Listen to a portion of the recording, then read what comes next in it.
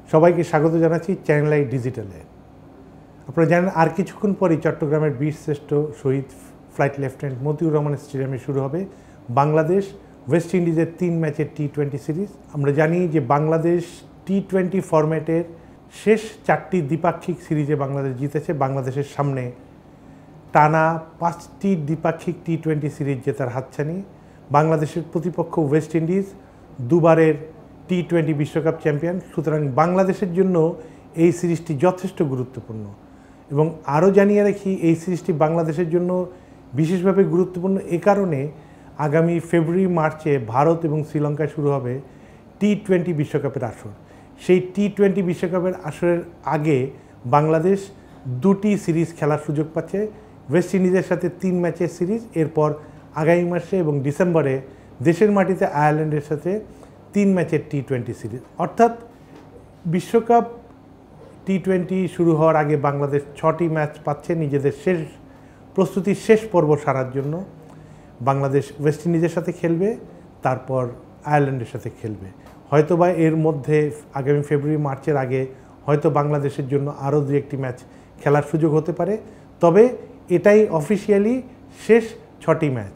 সুতরাং বাংলাদেশকে বিশ্বকাপের জন্য প্রস্তুতিটা কেমন হলো, কতটুকু ঘাটতি আছে, এই বিষয়টি ভাবার জন্য এই সিরিজটি যথেষ্ট গুরুত্বপূর্ণ। সিরিজ জয়ের তাগাদা তো আছেই।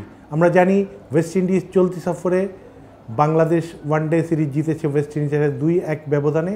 সুতরাং সেই দায় থেকেও বাংলাদেশের টি-20 এই সিরিজটায় ভালো করার যথেষ্ট সুযোগ এবং দায় আছে। বাংলাদেশ দলের জন্য সুসংবাদ, ইনজুরি কাটিয়ে প্রায় 1 মাস পর জাতীয় দলে ফিরছেন টি-20 নিয়মিত অধিনায়ক লিটন দাস।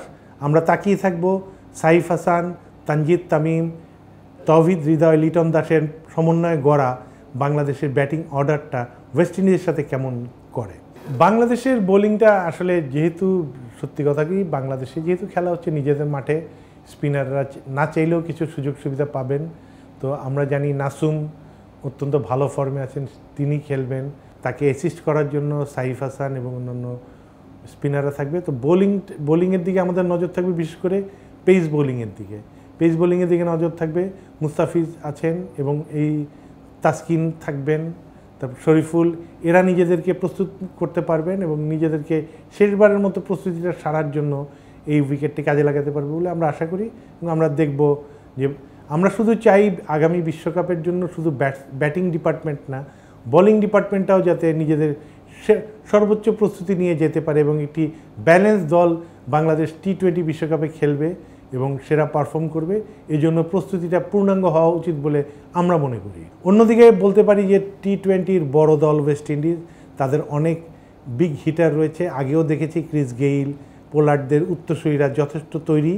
তবে ওয়েস্ট ইন্ডিজের চলতি বছর অর্থাৎ 2025 সালে খুব ভালো যাচ্ছে না এই কারণে এ পর্যন্ত তারা 15টি ম্যাচ খেলেছে টি-20 ম্যাচ, তার মধ্যে 12টিতে হেরেছে, 3টিতে জিতেছে।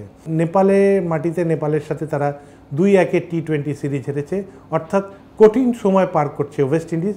তাই বলে ওয়েস্ট ইন্ডিজকে আন্ডার এস্টিমেট করার সুযোগ নেই, কারণ এই দলেও যেটা বাংলাদেশের সাথে খেলবে সেখানে শাই হোপস আছে, রবম্যান পাওয়েল আছে, হোল্ডার আছে।